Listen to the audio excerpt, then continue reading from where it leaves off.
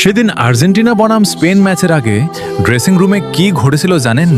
শুনলে চোখে পানি চলে আসবে। খেলার শুরুর মাত্র 15 থেকে 20 মিনিট আগে ফিফা থেকে একটি অফিসিয়াল ইমেইল আসে আর্জেন্টিনা দলের কাছে।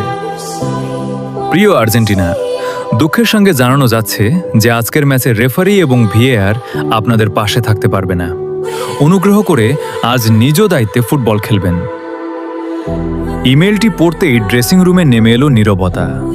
কেউ মাথা নিচু করে বসে রইল, অনেকেই তো কান্নায় ভেঙে পড়ল। একজন ডিফেন্ডার দেয়াল ধরে বলতে লাগলো, রেফারি ছাড়া আমরা মাঠে নামবো কিভাবে? আমরা তো অনেকদিন রেফারি আর ভিএআর ছাড়া খেলি না। ঠিক তখনই উঠে দাঁড়ালেন অধিনায়ক লিওনেল মেসি। চোখে জল কিন্তু কণ্ঠে দৃঢ়তা। তারপর মেসি বলেন, এই শুনো, কেউ মন খারাপ করো না। রেফারি থাকুক বা না থাকুক, আমরা আমাদের স্বাভাবিক খেলাটাই খেলবো।